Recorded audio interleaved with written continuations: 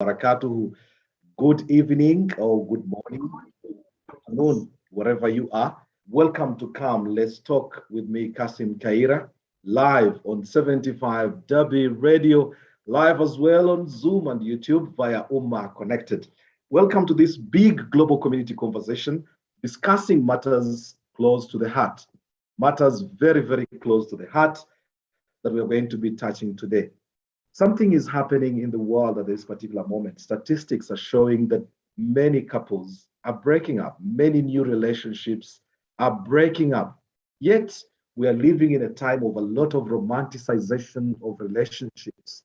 People do all the beautiful things. People go and propose in unbelievable places, in shopping malls, in taxi parks, in clubs, in mosques. People get down onto their knees in churches and decide to ask for the hand of marriage of their beautiful and loved people. They go on to do all the impossible things, some of the most lavish weddings, weddings on horsebacks, weddings in classic cars, weddings on yachts, borrowed or rented or hired. It doesn't matter. It is the day of a lifetime. Many people actually end up going down the route of what they need to do. When it comes to countries like Uganda, it even gets absolutely excessive. They will go to every length, including hiring or renting cows that are supposed to be presented to the parents of the bride, just to show off. Seats or sofas will be brought in, tankers, trucks, everything from car keys given out, then the dancing entourages, all the people that have actually got jobs now, serious jobs, the katumas running back and forth to bring the bride, to bring whichever guest needs to come. A lot of pomp and festivity has gone into modern weddings that actually they make anybody who got married probably the 80s and 90s feel suddenly out of place. A lot is going on. A lot of preparations have gone in. Wedding planners now have become very significant. They've taken the front seat in many of our lives, earning a lot of money. Or MCs that are borrowed just to come and speak at these particular ceremonies,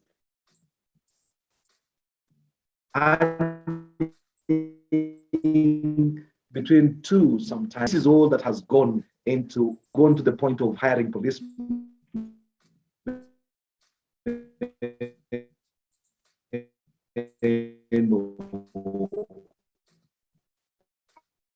army people to come and pretend to be arresting the person to propose. Situations that have really shown kind of lifestyle to creating reality. You would imagine that everybody now would be living on a bed of roses from the look of it, just at the outset. You just look at what is happening now to relationships. People having to get down on their knees, and those to whom propositions have been made, once they accept to say yes, that they will accept to marry the person, the next thing is a hug and a kiss with one leg lifted up, looking to a future that is almost unbelievable. And yet, down that, we have started finding statistics coming to show how many young couples break up almost as soon as they started. What has gone wrong? How comes the people who did and the few people getting involved on the two sides, the bride and groom sides, having a conversation and preparing their children for the future? What has happened to that? Why is it that the parents and grandparents have managed to stay in relationships, in marriages for 30, 40, 50, 60, sometimes 70 years in marriage? How comes that they've managed to do that? And yet the young couples, with all the display of affection, the public display of affection, the kind of stories that go out here, the kind of themes that even come into the planning of the weddings, everything seems to paint a picture of unbelievable, lifestyle ahead of these people. The friends, the gifts, everything points to, something that is really pompous. People are paying a lifetime, saving for a lifetime just to have that one special day, which is their wedding day. And we have seen it just a few days after such pompous presentation, seeing the couples falling apart. What has gone wrong? Probably that's the question that we'll be trying to discuss. And in this global community conversation, it's not about me talking down at you. It is us having a conversation. It's about you sharing your experiences, and probably from these experiences, people getting to learn a thing or two. Could it be possible that we can actually salvage these marriages? Could it be that it is something that we're doing wrong, building and going into these relationships that actually spells the trouble that suddenly becomes who we become then? Could it be that there's something that we probably have forgotten? The Prophet ﷺ, for example, in Islam says a woman can be married for a number of reasons, for a number of things. And he mentions four. He says her beauty, her wealth, her lineage, that is the family where she comes from, or her faith, that is her religiosity. And the Prophet ﷺ says, marry a woman on the basis of their faith, on the basis of their religiosity. A religious woman will always be understanding. A religious woman religion will always hold everything together when everything seems to be even falling apart.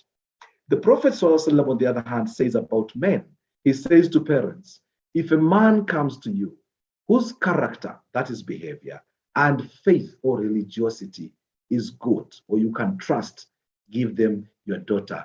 Give them your daughter's hand in marriage. If you do not do that, then calamity will befall society. Have we failed to look into these very important aspects that prepare the spouses? Have parents forgiven or forgotten, or decided just to go a totally different way, not looking into the very reasons, the very fundamental reasons that religion has provided? It doesn't matter if you're Muslim, you might be Christian, you might be Jewish, you might even be Zoroastrian, or even be an atheist.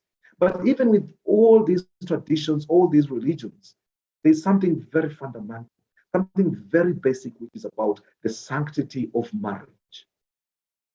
What has happened to marriage in the modern age?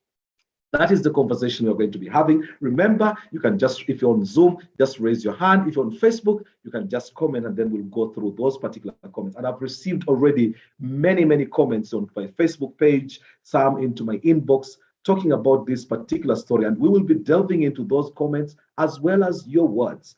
The way this program works, for the people who have just come in, I welcome you very much. I can see Halima Sarah, a new entrant into this conversation. I've seen Rehma, I've seen Nagawa, I've seen Nabs. Many people actually that are very new into this conversation. Khaira Mayanja, you've been always on. Imran Shaban was actually the first person to log in. So so very, very many people. And I think actually that's the influence now of corporate Muslims from Uganda, which has taken the subject head on. And we're going to have that conversation. So the way this conversation works is that I come in, I just introduce the subject, I interact with everybody. So if I pick up on you, if I click on you and ask you to unmute, please go ahead, just share your experience. It might not be necessarily your experience, it might be somebody that you know, their experience.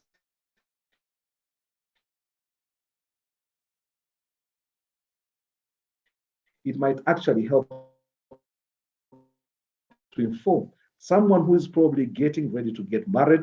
Someone should not be given an opportunity to share opinions, and that can help probably inform those who are there. It might actually, and that's the difference with this conversation, because no point is never touched. We just do it decently. That's the difference. We do not use abusive language. We just use decent language to express very difficult, and close the eyes. Let the conversation go. I'll just start the conversation. Why are young couples marriage, modern marriages, failing so much so quickly?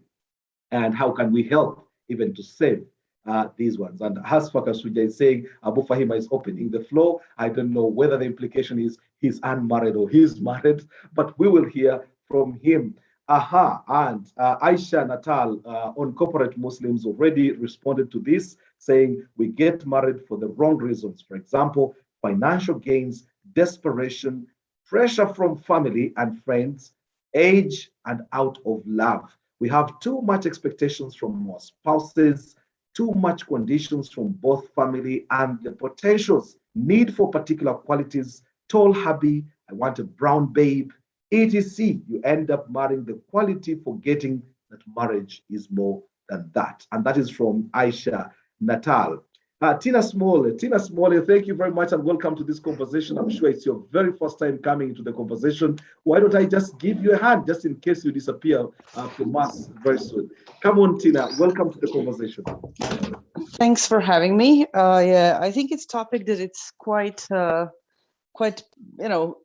to the heart of many. So me, myself, I'm married. I was never a marrying type. And to be honest, I married from practical reasons.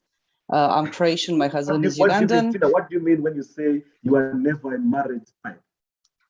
To be honest, personally, I think that I know too many people that once they sign the paper, once they officially get married, they stop investing into the relationship. So suddenly it's a deal, we've signed, we don't need to work on the relationship, we don't need to adore and court and just pay attention to the other one anymore. I know too many cases when people broke up over that. To start with, I believe that we romanticize the marriage and relationships too much, influenced by the media and literature. In the past, these were financial transactions or any other different transactions. And as you say, the older people, they tend to last longer because they have more patience. Younger generations, not just in everyday life, we lose patience, whether it's media, whether it's our interest span on, proper news or anything, reading books, whatever. It also comes, I think, to our personal life. So we also, in my belief, mix up the things of being in love when you idealize your partner and they're the best ever. And then once you start living and actually having a life, the part where you start to love them with all their mistakes, we tend to, not fully get it in a sense. So the second the mistakes pile up, our patience goes down and we go, this is not the right thing, because we've been bombarded by this image that everything should be rosy. And, if it's true love, it should actually conquer everything. That's not it. If it's true love, then you will have to compromise more. But both of us need to work. In Uganda. Tina, you live in Uganda. Just to let our audience understand that Tina is my media colleague. She's a journalist, just like I am. And if you've seen reports a lot of times, probably in State House, you might have seen her crossing the floor on a number of occasions. Now, Tina, you live in Uganda, but you don't come from Uganda. For the purposes of our audience, where do you come from? So I come from Croatia. So basically, you come from Croatia. Now, the comparisons that you've made, are they different in Uganda from what you see in Uganda to what you see in Croatia? So from the people I know from both sides, I think it's more or less the same trend. So back home in Croatia, you see also marriages breaking up. I think one of the reasons is also that we are not stigmatized anymore for the divorce itself. In the past, if you divorced, especially for women, it was always seen as the woman's fault. You did not cater to the man, you did not have the understanding, etc., etc. Now this is not such a big thing. So you divorce, yes, people are not happy, but on the other hand, you still say, okay, this was not the right person for me. And people divorce among my friends from all sorts of reasons, from the obvious, like cheating and things like that, to the moments when they realize that they're developing in different paths and that it might be better, despite the fact that, they've signed the contract and they saw that they're going to stay together for a longer period of time. They realize that they might at this point be seeking something else in life. But many do give up easier than, let's say, our parents or our grandparents did. And in Uganda, among the people I see, as you know, Ugandans are a very flirtatious nation, men and women. Like, despite the fact that you're married in Uganda, if someone is hitting on you, they don't mind. They will tell you. I've had those occasions when I would say, sorry, but I'm married. And the guy would just go like, yeah, but he's not here, is he? So caring is sharing. And this is the thing that, you have a lot of chances to cheat in a sense. And it's not seen as a bad thing, like in maybe some other countries. But there's a lot of occasions where you could just simply have a flirt. And, people don't see that as something deep in meaning or, but on the other hand, what I love about Ugandans, when you tell them off nicely, then they also stay off. So it's not that they're going to be, chasing you too much.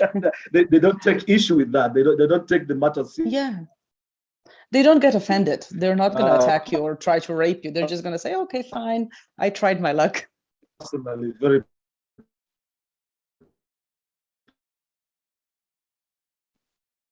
personally. Yeah. No, but I mean, what I wanted to say is also that I believe that personally, because I'm in a mixed relationship, of course, and also living away from home, from my, let's say, cultural and is the flirting more with men than with both? Well, I think it's both. Let's put it this way: you're always exotic. Like, I mean, in the quotation marks, right? But we do know that white women or white men get more hit in Uganda. The same, like Croatia is a small country. We don't have a lot of diversity there. So like a month ago, we were back home with my husband, and he was getting hit on by the women. So it works both ways because you're exotic.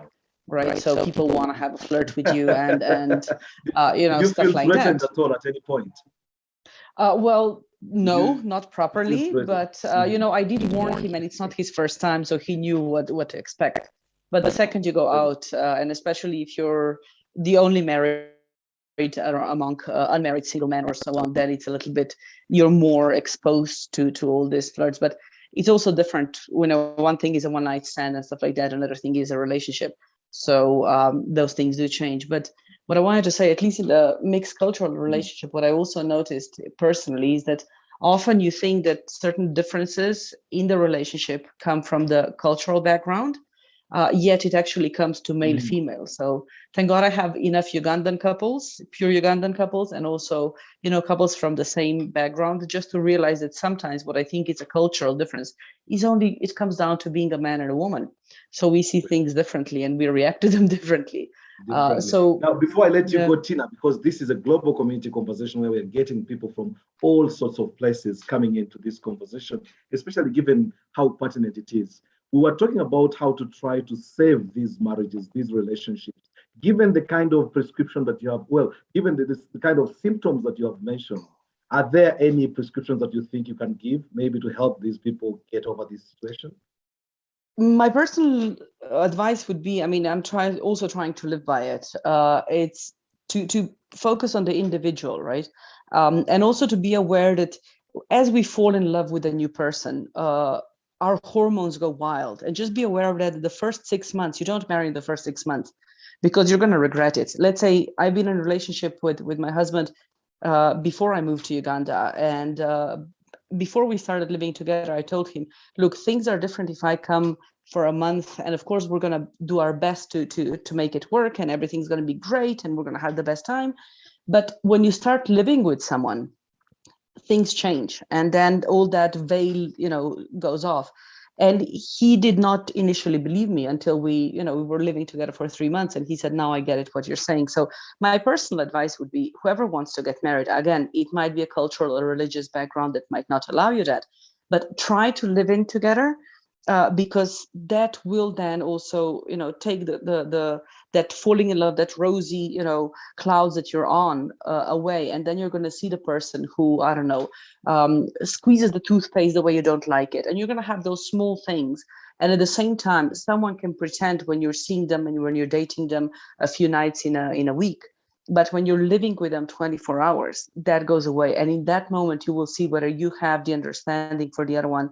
But even with that, the compromises, which are not my strongest side, but still the compromises are something that I believe that you need to know what you're fighting for. And whenever personally I have a fight with my husband, I remember why I love him, what are the good sides of him.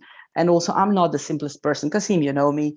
And, dealing with me is also not the easiest task in the world. And my husband was warned by my family about it as well. But long story short, it's just being understanding and realizing whether this person has potential that you do want to grow old with them. Again, on the way, all these things can change. It might be tougher to decide when to call it off and say, look, we're just not meant to be. But don't give up on the first or the second fight, because life is ups and downs. The same like whether it's education, whatever path in life, and nothing comes easy. So, that's my advice. Just keep fighting. If you feel, have a few fights and go through them. If it doesn't work and the fights are too much, and also know where are your basic lines. What are the things that you can go and forgive, and what are the things that are absolutely no go? And if that breaks, the other person needs to know you and understand you that well. If that breaks, then you reconsider whether this person is the person for you. That would be my advice. And I basically just don't watch the movies and all that they lived happily ever after. Fantastic, it's not there. Fantastic, Tina. Thank you very, very much. What you have done actually is just hit, start us off on a very high note. And I'm sad that Daniel Arap Moy has just joined as you're finishing, because I'm sure he would have benefited from these words of wisdom. Thank you very much, Tina. You're getting us into a very interesting conversation. Remember, the program is Come, Let's Talk with me, KASSIM KAYIRA. And today we are talking about the breakup of young couples' marriages. What can we do to salvage them? The solutions are coming from you, just like we are getting experiences from you as well. Menya Chirunda, your hand has been up. I hope it hasn't frozen. Please unmute yourself. What do you have to say? Hello, Chirunda. Good evening, everyone. Hello, good evening, everyone. Yes, I can hear a lady's voice, not Chirunda, definitely. Hello there. This is my hubby's phone that I'm using. Is he aware that you're using the phone? Because I was thinking of talking to Chirunda now. Is he aware? Definitely. I'm Hadija Mariam Nanyazi. Oh, Mariam, welcome to the conversation. I was kidding. I'm Hadija Mariam Nanyazi. I work with PAM professional counselors. This is my first time to tune into this wonderful program.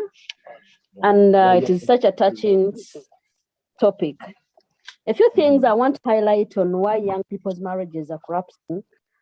As someone who has been in couple strengthening programs in Uganda, we've been having a lot of young people's matchmaking programs.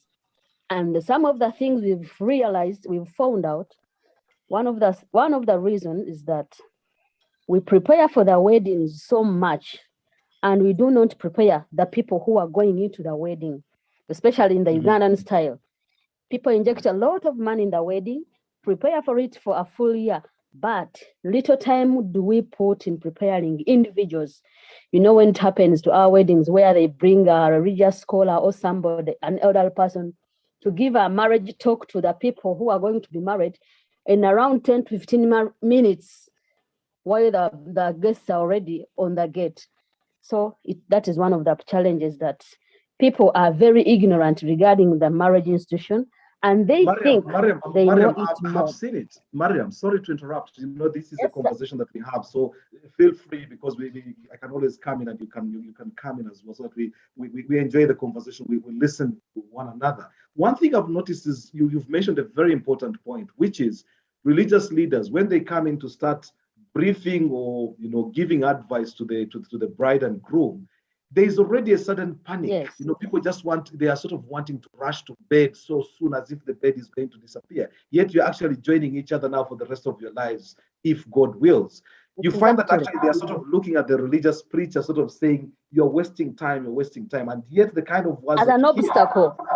Yes, as an obstacle instead of being as an obstacle. Yes, please. Go ahead. I just thought I should just plug that in. I've seen the faces of bride and groom and guests at weddings looking at the sheikhs. I'm a sheikh, and sometimes you are giving a sermon, and the way they are looking at you is like saying, you're wasting our time, we are rushing to the next level. Yes. And the other more important point is that the young people going into the marriage field lack that true professional premarital counseling sessions. When you look at it, especially here in our culture, right from the word go, when the young girl is born, she's almost nurtured in the line of marriage up to the time when she's married off. And a few men also get such an opportunity. But today, we find that our parents are not so much encouraging their young ones to go into the marriage field. And therefore, they're not giving them that training of who should be a material of a married woman, and likewise the boys. And on top of that, we also undermine the work of professional counselors in giving premarital counseling sessions. So sometimes girls may get that luck. They go there for a short time, go into the singers. A few boys get that chance from the uncles, but they don't go into the core of what marriage is all about. that most of the time our talks regarding counseling sessions are about the bed, the fantastic sex styles and all that.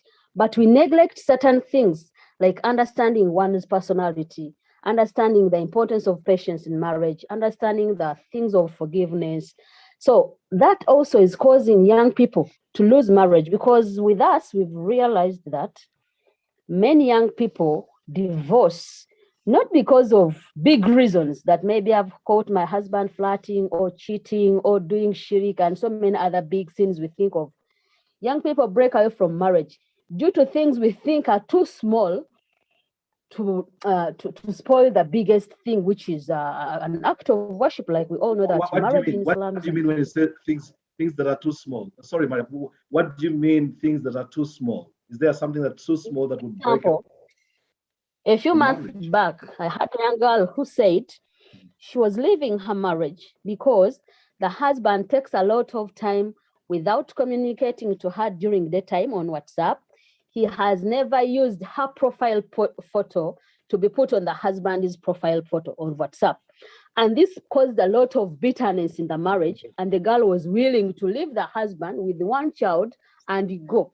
Just because the husband is not giving her that time of communicating with her, send her a hi in the afternoon, a breakfast morning stuff, and all that.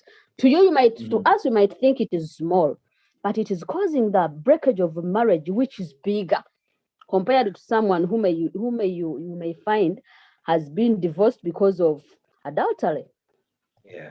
So that No, is the other point. I get your point. I get your point, Mariam. And because you're a counselor, please, I'll just ask to hold you there. We'll keep coming back. I'll keep coming back and forth to you so that we can have a conversation. Especially, I hear that your group has been doing something toward helping couples who are already actually in relationships to try to get something. So please do not go away. I just want to bring in more people so that we can continue the conversation. But now that I know that you Okay, are there, please. I'll be falling back and forth onto you so that we can find solutions to some of these issues when they start coming up. Thank you very, very much for getting us. I'll just get to some of the comments that are burning into the chat room. I can see actually Welcome. lots of comments. Thank you very, very much. So they say a very good point, Chancellor Mariam, that's from Farida Tige, who at the same time was also saying they go in to try it out. If it works, it works. If it doesn't, then someone else will come. Too many fish in the sea, saying that's not coming. True enough, marriage you don't get to see or hear from the organizers anymore. I actually got loads of messages actually coming off Facebook. KAYIRA Minaj says, fact is, we get into marriage minus knowing the actual reason why we should get married. I find that actually very surprising that you can actually go there when you don't know what you actually want in a relationship. It is quite interesting there. It says, nowadays, ebitufumbiza is money, it's the looks, it's the fun. But if you get married for the sake of God, then whatever comes, you can stick in. Oh, yes, I agree. Young people are asking, I think that was from Naima, who says for them, they just get fed up with someone or something very quickly. Actually, the level of patience that I think that Tina did touch it at the start of this conversation when she says, the patience levels, the patience threshold of many of the younger generation is actually very low in comparison to our parents from before. Notice also the events in this generation is not helping. Matters here, there's always a version of something coming, iPhone 6 to iPhone 46. They might keep them on the edge to keep up. I feel this generation is always on the move and it is not helping matters elsewhere. Plus, they are very angry. Check the music that they listen to. That says a lot. I think this evening, been following some chats on a group, and all I read, and that was from Halima Sarah, who has been struggling to connect in and out. I think she's been coming on and in and out. I don't know whether it's the internet connection. It can be a problem sometimes. So she says, this evening, I have been following some chats on a group, and all I read was like, they can't stand the stress, and those who patiently hang in must get side dishes, which are married to take them through the stress. They get married spouses who give them comfort of the stressful marriage. So, and see a with the wensa. You find a man with 3 wives, naye alina ebiwagu kamunguruze mukunji. Conversation is still going on here. The program is Come Let's Talk with me, KASSIM KAYIRA. It's your global community conversation, and we are live on 75W Radio, live on Umma Connected, Zoom, and YouTube streaming live at this particular moment. So you can watch back this program just in case you missed it. Like I said, in this conversation, we just pick up on you. If I pick up on you, it's just time to share your own personal experience. Bwana Ismail Mugisha, I can see you are there. I'd like to hear you've been married for quite some time. You look at the younger generation. What is your take? What do you think they are not doing right? Mr. Ismail Mugisha, are you there? Mr. Mugisha Ismail, are you there? All right, I'll move on to Sophia, who was also one of the first people to log into this conversation. Sophia, we are talking about younger generational marriages that are breaking up so fast. What's been your take? What do you think is the problem? What do you think is not happening? Sophia, if you can please unmute yourself. Sophia, are you there? Hello. Hello, Sophia. Assalamu alaikum. Welcome to this. Wa alaikum salam wa rahmatullahi wa barakatuh. You're hearing the anger in the chats. You have heard the stories. What do you have to say about the younger generation, younger weddings now, younger marriages breaking up?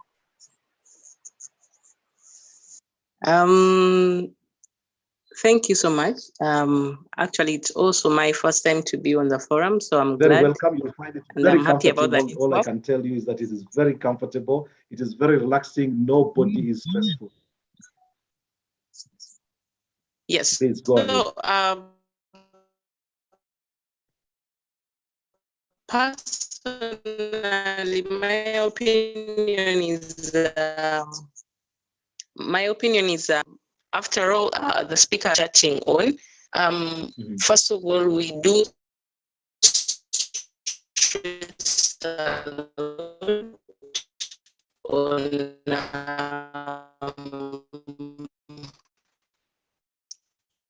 and on the future.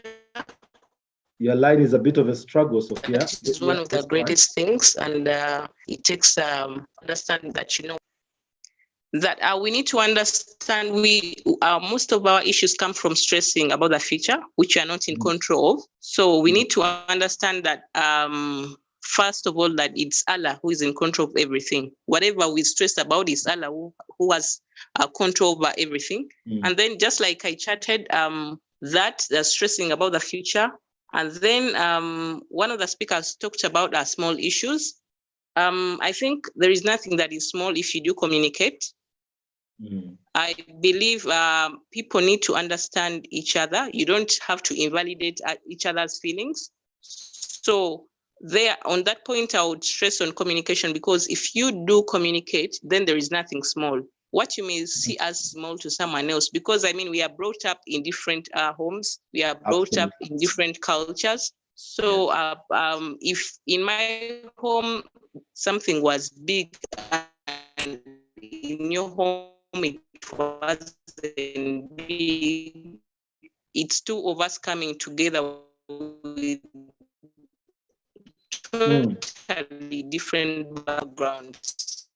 I wish we could hear a better line. We need to learn, share that a different opinion. You're not getting me? Am I clear now? Is a bit, your network is a bit difficult, so we can hear you, but it's a bit of a stretch. We have to listen in like so deep to be able to hear what you're trying to communicate. Sorry. Yeah, sorry about that, but I think the more you are speaking, the better it was becoming. It's a network. Yeah, I think it's a network. So I talked about not invalidating each other's feelings. You need to understand each other, and because we come from different backgrounds, so you need when you understand that, you know what, it becomes better. And then lastly, I as well talked about knowing each other's love languages. Yeah, the person, I think still it came about from the last speaker. They talked about some issues with maybe profile pictures, someone wanting to be on social media. I think people need to understand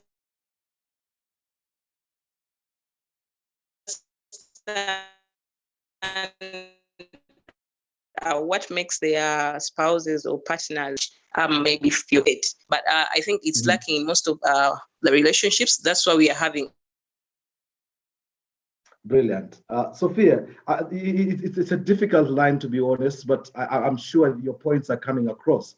The question I wanted to put, especially, I mean, you being a lady, is, so there are times you go in and you're just looking at this guy, six-pack, Issues. That's my American take on this. height. Oh, you're still talking, Sophia. Sorry, the line is terrible, therefore you're breaking up quite often. So let's give it one more try, just in case it doesn't work, then we'll just move on with the conversation to somebody else. I was just putting a question to you, or saying, a lot of times you go into relationships and you have these expectations, these huge expectations, only to get there and probably find that the six-pack guy that you saw, the American height guy that you saw, this beautiful lady that you are seeing, with nails that do not even touch anything, all of a sudden, once they get there, temuri waka. How do you cope with that? How do you how quickly can you actually contend with the situation of management of expectations? Sophia, are you there? Or did the line drop? Oh, okay. Yes, I'll go to Imran. Actually, Bilal, I think Bilal was trying to say something, but I'll come to Imran after. Bilal, if you can unmute yourself, please. Bilal, can you unmute yourself, please? Oh, Sophia, the line just kept getting worse, but I'm sure you can hear us. Bilal? Suddenly, Bilal is disappeared. I'll bring in Abu Fahima now to start the war. Abu Fahima, you were there at the start, and welcome to the conversation. Abu Fahima? Thank you very much. And I'll come to Halima Sarah off the back of this, who has been struggling with her line as well. Yes, Abu Fahima, we've heard from the ladies. They're sort of laying out the kind of issues. What has been your experience? What have you heard? What have you seen? Are marriages breaking up? What do you think is the reason? The young people, I don't know whether it belongs to the young people or the old ones, but I feel since I'm going to the fourth floor, I don't think I'm among the young ones. In my opinion, people come into relationships when they have had already multiple partners who keep giving them this, giving them that, taking them here, showing them off there. So when finally they settle down, they rewind their tape. They bring back the memories of KASSIM, of Rahman, of Ramadan, of Habib. So they want Abu Fahima to do the same thing all those 6 people were doing at the same time. So even when you go to bed, they might think like, if this was Habib, I think this would have taken longer if this was so and so. So sometimes it therefore happens that this comparison kills all the effort maybe the man or the female have to put into that relationship. I hope that first point is clear. It's more than daylight. It's actually much more clearer than daylight. And this is not only the ghosts from the past. And this is not only on the side of the female, but it also applies to the male. Like the female compare as well as the male. Like also some females have had like 1 or 2, but the male has had like 7 to 10. So it comes in a way that you start making comparisons yes, between people, and that can be an impediment. Yes. Right, Abu Fahima, beautiful. Thank you very much. Halima Sarah, I think you've been unmuted, if I'm correct. And Halima Sarah, I'll just read you a quick message that you had actually posted earlier on Corporate Muslim, which you had copied, and you said, I believe if you vow to stay with someone and things do not go well, then you sit and get real with yourself, not your family, not your church, not your mosque, yourself. Ask yourself, 1, have I done everything I can? If your answer is yes, then ask yourself, is the situation bearable? going forward because of your children, for example? Can I just settle and wait on God to do something? If your answer is yes, then settle. Number two, have I done everything humanly possible? That's yes. Can I settle for this? Be honest with yourself. Then, if you feel you cannot any longer, move on. These are not thoughts you should indulge in when you just learned your spouse is cheating, for example. Cry if you must, it's okay, but then give yourself time to heal and discuss with your head when you are sober. Halima, you have the microphone. Welcome to the conversation. It's been a bit of a difficult one for you trying to connect, but I think finally we got you.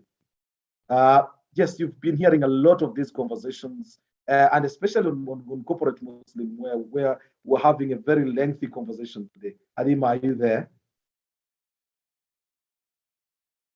Halima Sarah? The line just dropped as you're about to speak. Oh dear. But I can see another big one coming in, Nakaziwe Farida, joining us into the conversation. But I can see another hand which is up, and I'll go to the hand that is up. Could you help me, please, in the technical department there? And just click and unmute. There was another hand up. I'll just come to you. My sincere apologies. I'll just get this working sooner, inshallah. But I can see the conversation is actually getting truly heated up, and it is Mayanja Fazil. Mayanja, go ahead. Salaam alaikum wa rahmatullah. Wa alaikum salam wa rahmatullahi wa barakatuh. Once I get Sarah in, I'll just interrupt you and get her on because she's been struggling. No worries. No worries. Yeah, no worries. Welcome to the conversation. Please hit it. Yeah, thank you very much, and I'm happy to be here. Perfect. I think for me, there are so many issues that are leading to the end of marriages these days. But as a person living in the West, what I've realized is that we have a lot of culture clashes, especially getting married in the Western context. By Western, I mean in maybe European countries as well as the United States. The pressures that we face when we marry women from here or African women from here are not similar to the pressures what do you mean the pressures, Fazil? Please, if you can. Now, you see, like most in the context of the West, marriage is based on gender equality. The woman is equal to the man, whereas in Africa, it's more of, a man being on top of the woman in one way or the other. So a woman is expected to be submissive and all that kind of stuff. And I think we. Yes, and don't worry about the line bleeding in, Fazil. Go ahead. Sure. So, and I think we, for example, depending on when you left Africa, some people come with those type of, that type of thinking that a woman is supposed to be submissive. They are supposed to kneel down when they are greeting me, take off my socks and all that kind of stuff. And then these women, when they get here, they see the kind of equality that other women here have. And then that leads to, I think, a clash of cultures in one way or the other. But for me, I believe that we need to the solution I can give that has helped my marriage is to always jumpstart it every 6 months or so, whereby as Africans, I believe that we should adopt things like going for holidays, giving your kids to someone to take care of, and go away for like 3 or 2 weeks with your spouse and live in a different environment. I think that can really help to jumpstart someone's marriage than just being environment. Absolutely, yes. Than just living in in America, in New York, wherever, and then going back. The only places you visit is Kampala. Those places, and Mitiana. And Kampala, you are not on holiday, you're actually building. You are not on holiday, you are in funeral rites, Dua, and all that kind of stuff. But if you go places like North Africa, or you go to Seychelles, you enjoy the beach and relax a wee bit, and get away from all this stress of the marriage stress and life stress. I think it helps to jumpstart marriages. And I think we should all adopt that kind of lifestyle, and also drop this kind of misery life, whereby Africans, we are a wee bit miser to our, we are a wee bit, not miser, but we are mean to ourselves. We are mean to ourselves. Yeah. Yes. We are mean to ourselves. Exactly. Now, we are just hold on to that thought, Fazil. Don't go away. Sure. And I don't want the line to drop before. No worries. Yeah, please. Halima, you have had Mayanja Fazil there. Talk to him. I mean, do you agree with the kind of points that he's raising there? I don't know. Am I on? Am I clear? Yes, am I on air? You are on. Okay. Yes, you are loud. Alaikum salam. I'm sorry about the line that kept dropping. Oh, yeah. Oh, no, it's okay. It's okay. This is my first time to be online. Thank you so much, Shay, for giving us this opportunity. And listen, I think this is the right time, really, when we need to have such discussions. Thank you so much for motivating and inspiring the youth. Yesterday, I had two issues. One, it was about exes. And I think social media, I hit it with something like social media being, I think we using social media as the entire tool in our marriages. People have lost it, I must say. But I wanted to first start off with, how do these marriages normally start? We are turning marriages into business, right? Oh, I don't know if I'm there, Jay. Marriage is business these days, I must tell you. From day one, whereby you look at the occasions, the introduction and one, both sides are so expectant. They expect a lot. The side of the lady is expecting a lot from what the man is bringing. And most of these people are just in early years. They're just starting to work.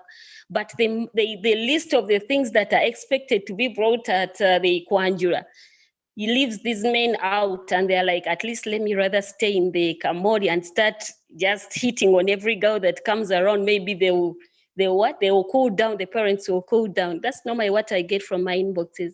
You know, most times these people come to my inboxes, we discuss as corporate Muslims, you know, they come admin, ABC, they tell you a lot of things, you know. They give you, they tell you, you know what, I want to marry, but the girl side is asking for too much. Then you would ask them that, how much do you have, honestly? Okay, what do you expect? How much do you have? They're like, you know, the father has brought me a list of over 10 million shillings. The father is bringing a 10 million list to a person who is around 20 years. Honestly, where do you expect this guy to get all this from? Right. Then the girl comes into the man's life expecting to get everything that the parents failed to give her. What happens next? She has a side dish somewhere. I'm telling you, this is the reality. I don't know how the community is going to fight off this, but it's eating the community slowly by slowly. Yeah. You know, these people are married, and the cheating has turned on now because she's looking at the ex as having a lot, and the ex is also not willing to let it go. So he's like, I'm comfortably cheating with a married woman. I don't know if you're getting me. No, I get you. I get you perfectly well. Mayanja, first, you are listening to Sarah. I want you to listen. Yes. Yes. You know, Shay, I'm telling you this because this is the reality of what I get from my inboxes. I'm not like, it's the reality, I must tell you, and it's really, I'm happy that I'm speaking it out, even if I don't talk the people that are what and what, but this is what is happening. And I feel it is a burden. I want to see whether people can really come out and give solutions to these problems, because almost every day and now and then, this is what we are getting, you know. Then you'd ask this lady that, why are you cheating yet you are married? She's like, I'm stressed. I'm stressed so with the marriage. You take away your stress by cheating, by going outside your marriage. They are telling you that they have this, and these are the side dishes that are helping us to take our marriage to another level. Then you tell her that, what if your husband finds out? He's also cheating. We are two wives and he has another halfway. The other two are halves. Right. I don't know if you're getting me. The other two are not married, or even he has three, but he has some other ones, some other girls that he's renting for with kids. So the entire system, you look at it, you're looking for where to get solutions from. You are completely confused, even yourself who is listening to what they are telling you. I told you that the marriage that people are entering into now, it is business. She comes into this marriage, the entire family knows that this man who has come to marry this girl is a poor man, he hasn't got what they're expecting. So this girl has an ex who is out there, who is rich. And this ex is known by the family. So this ex will keep on being on the side of the girl, as taking her through her marriage as a side one, as a side dish. I think that's how they call it, as a side dish. So now Sarah, listen, what would you say? Someone in the chat is saying. I'm not getting it yet, please. I'm saying that there's a comment here in the chat room, and Hajara is saying that she would imagine that actually cheating while you are married is actually much more stressful. How would you respond to that? These people, when you talk to them, because they come to my inbox and they tell me point blank. Now I'm telling you what they tell me. You who thinks that it is stressing, to them they tell you no, it isn't stressing, because you get someone who gives you comfort out there. When you get back home, it's a normal business. He rests, you also rest. Following day, you get to work. Right. Okay. That is how it is being explained. I'm listening. Sarah, yes. I'm asking Mayanja to come in because we're having a conversation. Okay. I'd like him to respond to what you've just said. Mayanja, I think you had Sarah's very strong presentation. I've had Sarah's submission. In just a minute, maybe before, let me add on these things also. Okay, I wasn't expecting you to go, Sarah. I wanted to add on this also, that as we are looking at social media being a platform that we used for discussing positive things that bring development to us and whatsoever, it is also another catalyst that is slowly eating up up people's marriages. How? You know, that's why I always discourage people from creating. They always ask us, "What can't we create WhatsApp groups and what?" We realize that these WhatsApp groups are getting people's marriages off the hook. How? These people, they go into I'm telling you, these people get into other people's inboxes, even if the people are married. Someone comes to your inbox, even they don't fear asking some of us who are almost clocking 40 years. They come to your inbox. You know what? They start discussing what and what, because now if they find someone who is faint, who is already stressed to somewhere with some issues in the marriage, these people start, that is where it starts from. It goes on, okay.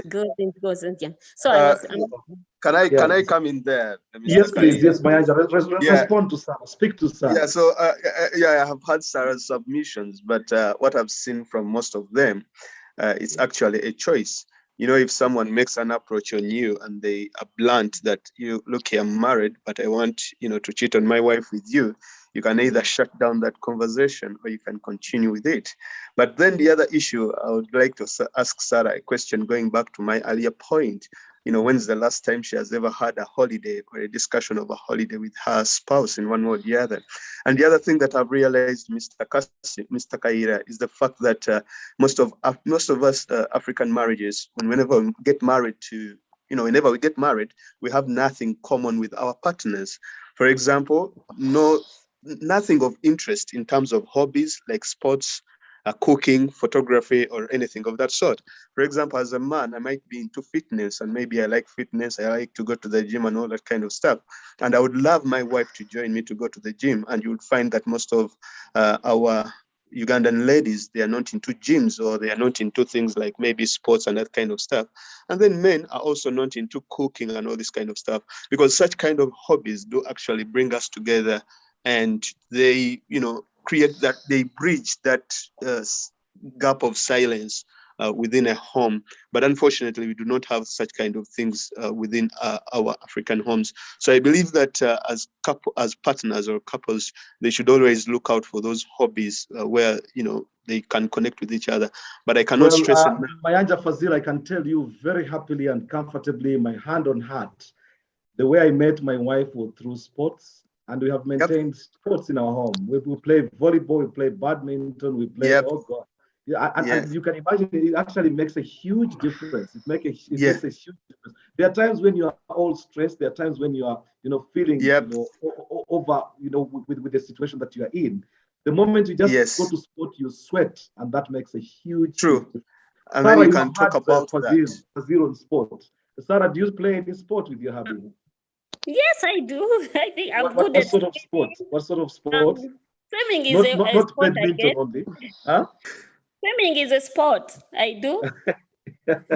And by the way, something else. I think Manja said that cheating is a choice, but I think people, it could be a choice, as you can say, but some people it may not be. They just find themselves. Oh, like they in have no choice, eh? Really?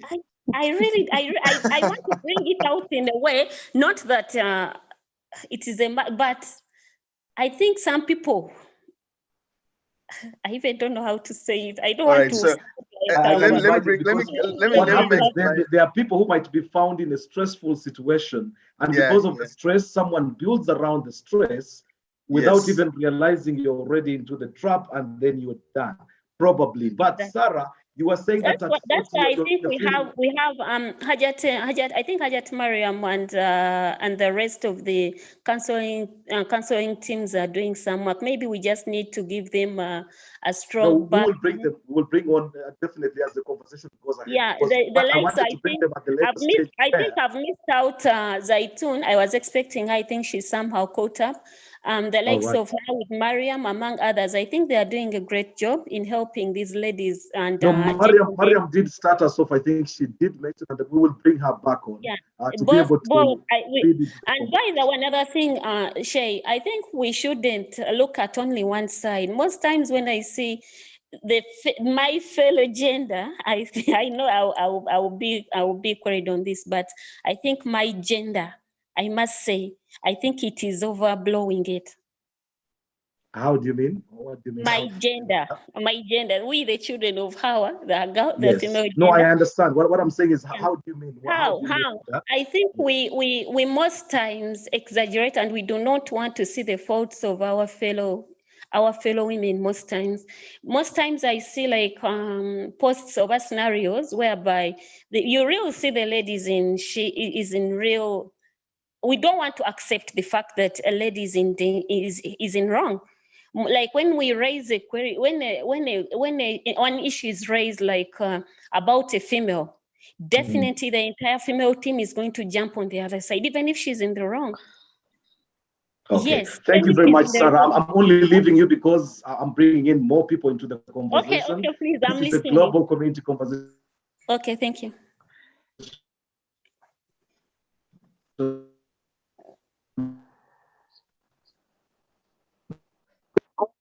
Thank you very much for the submission. Sophia, you are on. Your line was terrible before. Let's try and see if it is better now. Your hand has been freezing out there. Sophia. Yes, thank you very much, Sarah. Sophia, I can see you're on. Can you go ahead? Okay, I'll just move on. I'll find another man now. Sophia, if you're there, one more chance. Okay, Sophia, not there. And a lot of comments actually going on in the chat room. You know, you discuss your wife to media, the next time they will book on them. Happening actually in Uganda now with Flavia's situation and Kaburo. It's all over the media, and everybody seems to just want to grab a piece of, of their relationship. I'm just looking for more people now so that we can widen out the conversation. We've had a very interesting conversation. Thank you very much, Mayanja Fazil, and that conversation with Sarah and Sophia. And then Tina Smalley, who started us, with very interesting submissions. Farida Nteke, you are banning the chat with lots of comments there, and Asha Passionate will be coming to you. Farida Nteke, your take so far. What do you think is the problem with today's market? Farida Nteke? Hello, Farida, are you there? What is the silent mode?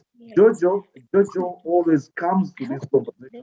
Never speak to him. Today, I think will be the moment. Jojo, can you unmute yourself, please? I'd like to hear your comment on this. I've always seen you on the conversations, but you are hardly always in the Kamori. I think it's the time now we broke the ventilator now. Jojo, welcome to the conversation. Shay, can I come on next time? I'm quite tight where I am. Can I speak? Are you at work? Yes. Perfect. I just wanted to make sure that you are alive and not. Next time I'll definitely contribute. Thank you very much. Much appreciated. Yes, let's go to Aisha Passionate. Aisha, you there?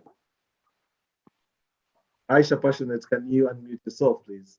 Halima Sarah was saying she's 40 and she's feeling old. Naima Kaira came in to say 40. That's where life starts from. It is, yeah. KK. Yes, please. Kautar's iPhone. I think she had her hand up. Yes, my sincere apologies. Her hand was up and then it disappeared all of a sudden. Kautar, please come on. My sincere apologies. I saw the hand and I thought I was coming to it. Then somehow I got dragged. Kautar, are you there?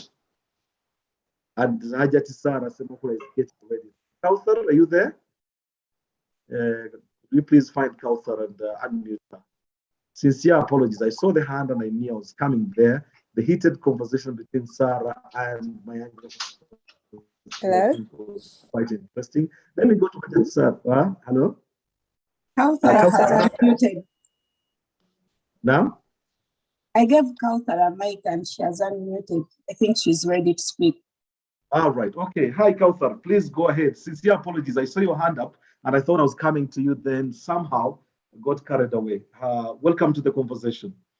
Thank you for having me. Assalamu alaikum rahmatullahi wa barakatuh. You seem to have something that was burning as we're having that. No, do you know what? I was just listening, like I came in a little bit late, so I didn't hear the beginning part of Flavia's thing about the cheating and everything.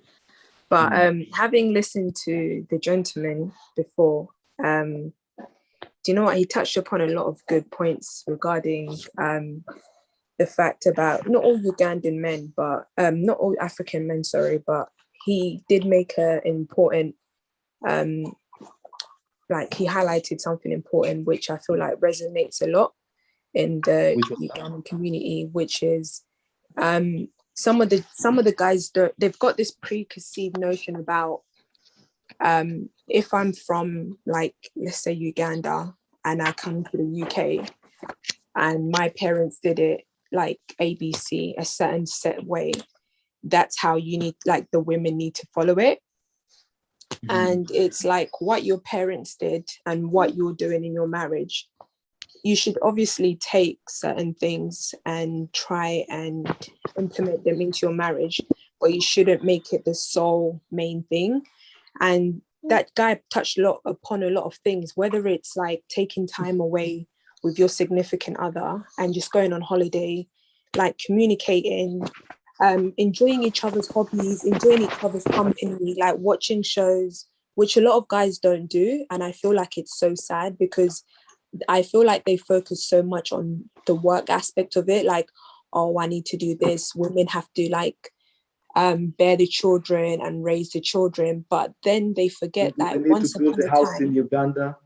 Yeah, it's like once upon a time before marriage came into it, we had a great time together. Like we were doing so many different things, but now it's just like, now you're married, it's like, okay, I've got that person. So it's like, I don't have to make such a big effort. And it's so sad. Like it's coming to the point, even the whole cheating aspect of it. Like I hate when a lot of people justify it and do this thing where it's like, oh, let's accept the men cheat. And if a man cheats, it's like, it's okay. But it's like, if a woman cheats, it's haram. It's forbidden. It's the worst thing ever. But it's like, do you actually sit down and ask your wife, like, how are you feeling today? Like, how is everything going? Like, what is it that we can improve on in our marriage? What is it that we can do? It's like, that is not really touched upon. And that's why a lot of women, like of this generation, are straying, or they're not getting married because of the mere fact that a lot of things they can do it by themselves. Like I had a conversation with some of the younger children, like which were coming up, and they were like, I'm not going to get a guy who I'm going to just settle for, because at the end of the day, if I'm studying, if I'm doing all of this stuff, why would I settle for a gentleman that's just going to mistreat me? And our values are not the same, we're not on the same page and stuff like that, just for the sake of getting married. And yeah, it's just like a lot. I feel like the older generation needs to stop pushing this whole, it's okay for a guy to cheat and we need to stick by them. No, I don't believe that. And as I said, I've got a son, and I don't think I'm going to be teaching them that kind of aspect of like, be unfaithful and stuff like that, because I feel like that's not right. Like that, okay, that happened for our predecessors and stuff like that. But it's in this generation that we're currently living at right now, it's not working. It's clearly not working. Now, Kauthar, I've got this question. I mean, it's regarding expectations. I mean, I spoke about the fact that sometimes you just go into a relationship, you've seen this guy who looks really nice. Maybe it's just the bodily features that give you, you know, that kind of expectation and builds up your expectations. You get to the guy, after all, you've had them. It could be a guy, it could be a girl. What I mean is it's a man looking at a woman, or it's a woman looking at a man. You get there and your expectations are not what you thought they would be. That could kill it for someone, wouldn't it? I feel like also the fact that people are failing to ask questions. I was having a conversation with one of my cousins, and I was like, one of my little cousins, he's actually like, I think 20. And I was like, oh, so you've got a girl, are you going to get married and stuff like that? And then one of my other cousins touched upon it, and he was like, he's still a young kid. Like, he hasn't really like evolved, and they don't really know each other. And it just kind of got me thinking, like, because of our religion, it permits us to kind of like get married. Do you understand? Like, whether you don't know the person or stuff like that, but it tells us like we're not allowed boyfriends and stuff like that. So a lot of people rush into marriage because of the pure sake of that. But I feel like if more people ask their significant others questions, instead of looking at the outer appearance, they're able to get what they actually want. So, yeah. Yeah, but I don't think you've answered my question, which was, you go into marriage with these expectations, falling for a guy because of their features, six-pack, you know, his height, or you look at a girl, you're a girl, therefore I'll put it in the context of a man. And you get to this man and you find that he's not really what you expected, leave alone the character aspect that probably he's not as good as he looks. Can that kill it for you? Can that kill it? Yeah. No, it can't kill it, because if how would you manage that? How would you keep yourself into the relationship while you went in with particular expectations and the person is just career, is it that you're saying that before you met the guy, he had the six-pack, he was attractive and stuff like that, but now you're in a marriage, all of that has dissolved? No. Is that what you're asking? No, I'm saying you fall for a guy because, you know, you look at his bodily features, his height, his body, and you say, I'm falling for this guy. You're expecting a lot from the man. You get to him, and for example, in bed, he's useless. Okay. And that, because you went there, you are looking at this guy, and you see that what you are seeing outside, the form does not match with the content. Would that kill it for you? Because we're talking about marriage is breaking, and many young people are now doing everything to look good. You're going into you're doing a lot of things to just look good. You tone your body, you get this person, and then either the character is not working, you get to bed and they are just as useless, you feel like slapping them. Can that not kill a relationship for you? I feel like, for me personally, I don't go for appearances, so that's not going to faze me. I feel like I'd rather go for someone's personality and deen. That's my main focus. But as I said to you, I feel like for this generation that's coming up, Generation Zen, it is about the appearances. It is about how you're physically attracted to someone. And yeah, sometimes once you go into that marriage and those aspects are not there anymore, it can make or break a relationship. Like, some people enjoy. I'll leave you to that. Yeah. No, finish your sentence, please. Sorry, I was just saying, I'll just bring in more people into the conversation. I wanted you to finish your point. Please go ahead. No, that's fine. I'll just leave it there. But I was going to say some things people are not going to settle for, like being sexually pleased. Like, if you get a man that's not pleasing you in bed, that's a breaking point. That's like that's exactly what I was doing. that can break a relationship, because it's like that if a woman enjoys sex, like, that's what they enjoy doing. Do you understand? So it's like, if a man's not able to please the woman, then there's something missing. Obviously, they're going to find that somewhere else, even if you teach. But then at the same time, someone can say that you can teach your partner how to please you. You can teach them how to make sure that they're making you climax. So it's like, I don't know. So it depends on the person. Do you understand? Sometimes people have certain breaking points. Some people can stay in the relationship and try and figure it out. But it's like, if it's not working and if they've tried, yeah, that could someone could leave for that. Right. Thank you very much, Kauthar. Thank you very, very much. And I can tell you tonight's conversation is actually unusual. Just got so many new people that have just turned up into the conversation. I don't know whether it's the type of the topic or people simply didn't know the program. I thank you very much for having joined the conversation. Daniel Arap Moy, another big journalist joining us, I think, all the way from Nairobi. Welcome to the conversation, Arap Moy. Danny, welcome to the conversation. You've been listening in. What's your take? What's breaking the marriages? Hi, Daniel. If you can unmute yourself, please. Daniel, your hand is up. Yes, yes, welcome, Papa. Can you hear me? To the conversation. Namna gani bwana? Are you well? Niko salama kabisa bwana. Asante kuona. Thank you very much for good, joining brother.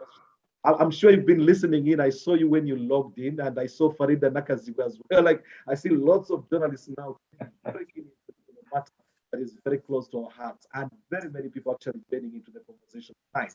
Your take, Daniel, what do you think is breaking these young couples' marriages? Well, thanks all KASSIM and all the other colleagues that are joining in and contributing. Indeed, yes, it's not very easy today to maintain a relationship, I must say, and majority of young people. But I think the question is, do we really know each other? You know, when you get into a relationship, have you gotten time to understand one another, to know one another?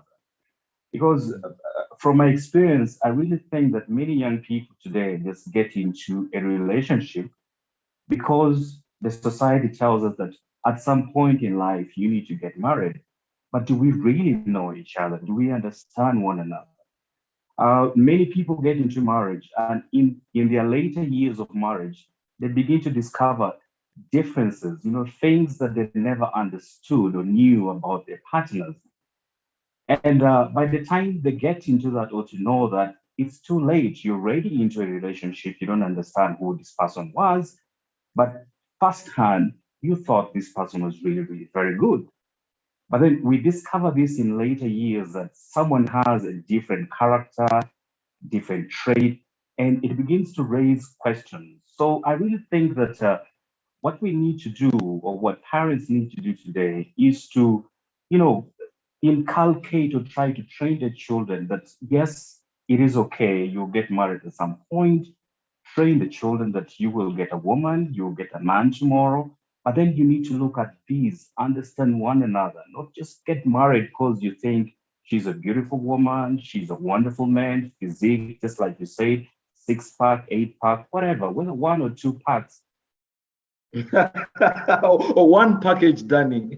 One package. It wouldn't be 1 pack. Yes, can you still hear me? Yes, I can hear Hello? you very loud and clear. Yes, Daniel, we can hear you. Yes, No. so I really think that there's something that we're missing out here, that we are getting into relationships that we do not really understand pretty well.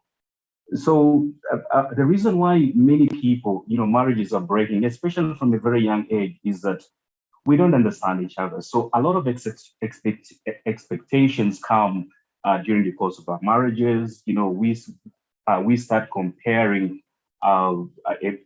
one person to the other. You know, so we find ourselves, you know, messed up in the course of our marriage and our relationship.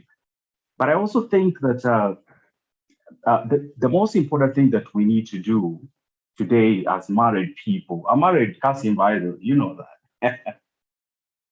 I know you. I know you, Brian. No, but Daniel, I think that the issue I was having, the question I wanted to put to you was, when you say people get married and don't know one another, by knowing one another, do you mean sleeping with each other long enough to understand them, or what do you mean by knowing one another before they get married? Oh, yes. What I really mean is understanding the characters of your partner. You know, who is this person you're getting married to? You know, is she someone that is going to be your friend, a mother to your children tomorrow? God willing, not really sleeping with them, but do you know the personality of this person? Because we've seen marriages breaking because the two people don't understand themselves as they get into the relationship. At the beginning, it's very rosy and cozy and all that. But in the middle of this relationship, things start breaking apart. Now, Danny, I have a serious problem there. I have a serious problem there, and it's an admission, which is many women, and this is specific, and the women, you can come to me, Nabs, I'll be coming to you next. I can see your hand is up, and Bilal, you have been there very long. My question, Danny, is, especially with women, when a woman realizes that you have the potential to take them in as spouses with the possibility of turning into your wife, they will do everything within their means to hide any things that would actually, make you change your mind about it.